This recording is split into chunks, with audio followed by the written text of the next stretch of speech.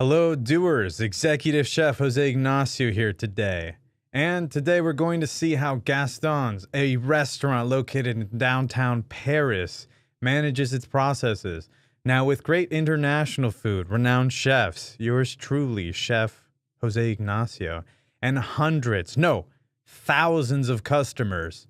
No, millions of customers is what we're going to go with. Now, they use Odoo to manage 100% of their business activities.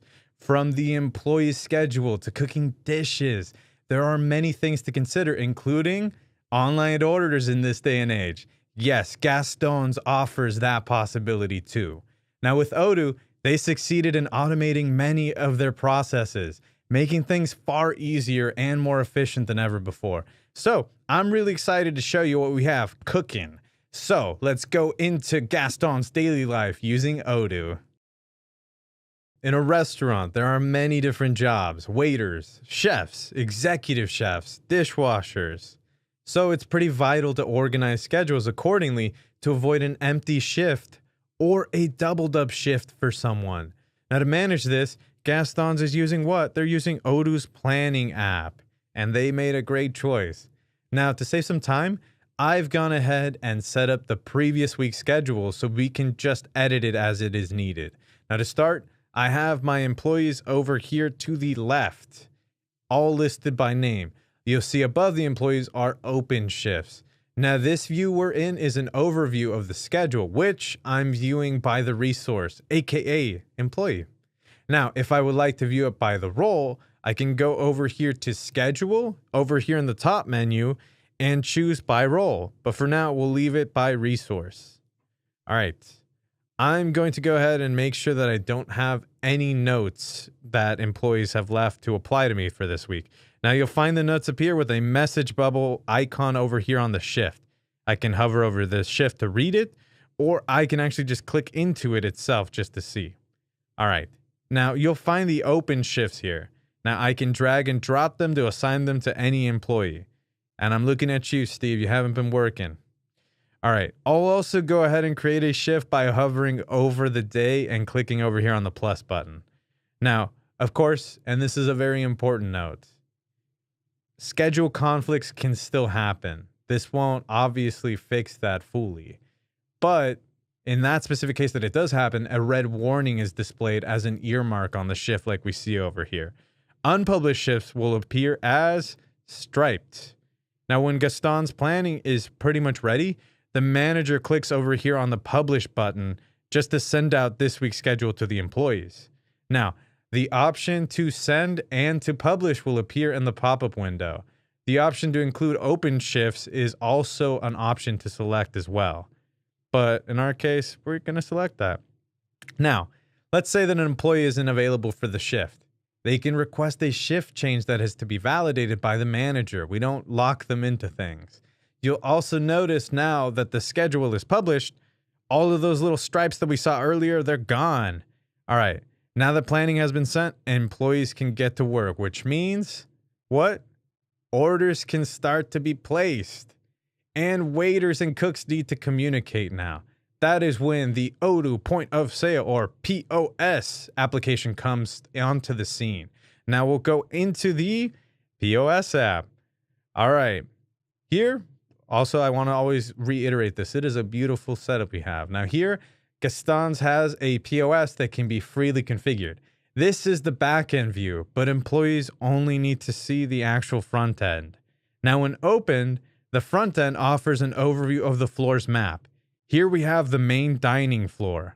This is particularly useful when working with an iPad or a tablet to take orders from table to table. You don't want to see everything as like a list or something in this case. This is the one time Kanban view is not helpful. And speaking on the note of helpful, here's a nice little Jose Ignacio tip.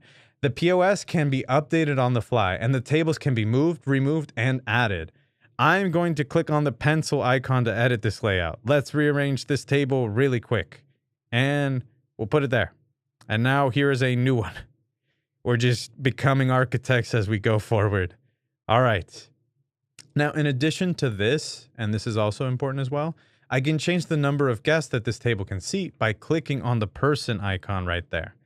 And Or actually, I can do that. The table can actually be duplicated as well by clicking on the copy button, just to save you a little bit more time. I like to give you these little tips. Now, I'll go ahead and get out of the edit mode by clicking on the pencil icon again. All right, perfect. Now, let's see how this would appear on tablet view, Odooers. All right, now what do we do when the customers are at a table and they would like to put in an order? Well, it's actually really simple, Odooers. Just go ahead and click on the table to start a new order.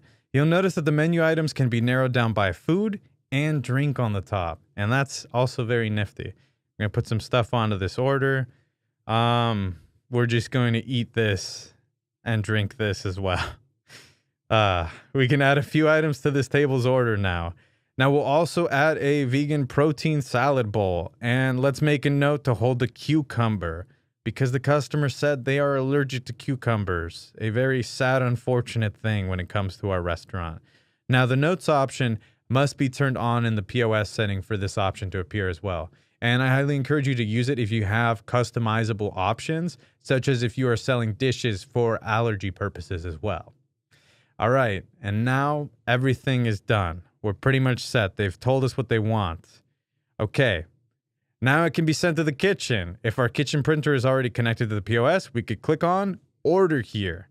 And that's literally it. That's how simple it was, Odooers. We're done. That's it. The waiter can now go to the next table and move on. Now, you'll see a number 1 on the table, letting us know that the order has been started for this table. Let me just add a couple more orders from different tables in this case. So let's do another one for this table. And in this case, this person just wants duplicate bananas. Love the bread. And this other table is being very stingy, so they only ordered a small appetizer and water, but we charge for water, so we still got the sale. Now, customers just need to wait for the kitchen to prepare their meals. And it's that time again. Another little tip from Jose Ignacio. Each table's capacity can be seen on the map that we see over here. The number at the bottom of the table shows how many seats are taken over the total number of the seats at the table. We can edit how many seats are taken by clicking directly onto this table. Now, to do that, you open a table where you already took an order, and we change the number. All right. You'll now also notice the table is darker because there are fewer seats available. This helps me find an available table when a new customer arrives, and I find that little interface to be very useful. Now, what about when your table wants to split the check? Oh no, we're gonna eat all those fees. Well, all the waitstaff needs to do is select split from the POS and tap on the items they would like to add to the first bill. And everything is done there. Now, what happens next? Well, here, Odooers, a payment can be taken at this point, and the remaining items will stay on the first bill unless it's split again, which hopefully not. I hope they don't have more cards. We can't survive in this economy. Now, if the table isn't splitting the bill, we can of course just print everything on one bill. This is another simple tap. All you literally need to do is select a table, tap on bill. Make sure you have a printer. Have a printer. It won't work if there's no printer for that. If it is connected, it'll go directly there to tap for print. It'll still bill, but if you don't have a printer, this is one of those instances where it really helps to have it connected. Now, we're all done. And for a little bit more flavor text, although Gaston's is in France, for any of you following along in North America, America, you might be wondering, how does a customer leave a tip? If the customer is paying via credit card, the tip can be applied to the bill afterward, which is most common in North America. Now, tipping inside of Odoo is simple. You have to make sure that the tip feature is enabled in the POS settings and tap on the payment button and then tap on tip. You add in the customer's tip, and that's literally it. So in our case, we're going to tap payment, tip, and we're going to add 420 euros. Now, let's finish this transaction and let the customer pay this exorbitant amount that they have tipped us. Now, they've also told us now they'd like to pay in cash. So we're going to click on cash for the payment method. They gave us a lot of euros. And Odoo shows us how much change is due, so we don't have to do any math at all. All we have to do is validate, and in this case, we're so advanced, we can email the receipt as well, and that is a very nice feature. Now, To close the POS session, you select close in the upper right corner. And we're going to go keep this session open though, because we have some more open orders still. So I'll tap on backend. This keeps the session open, but takes me back to the Odoo database.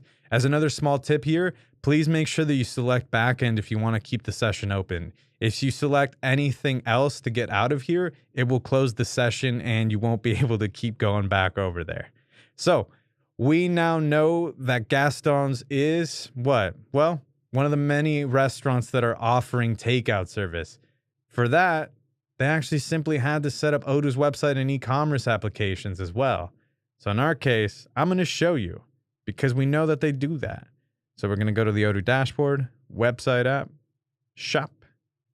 Now, we will open the website and go to the shop section. And once that we're here, the customer adds products to the cart and they can order. Let's add some food to the order and pay. In this case, once that we're done, we go over here to our cart and start the checkout. We have an extra step added in to let the kitchen know of any allergies. Again, useful feature. And that's also the ability to set the delivery time, another useful feature.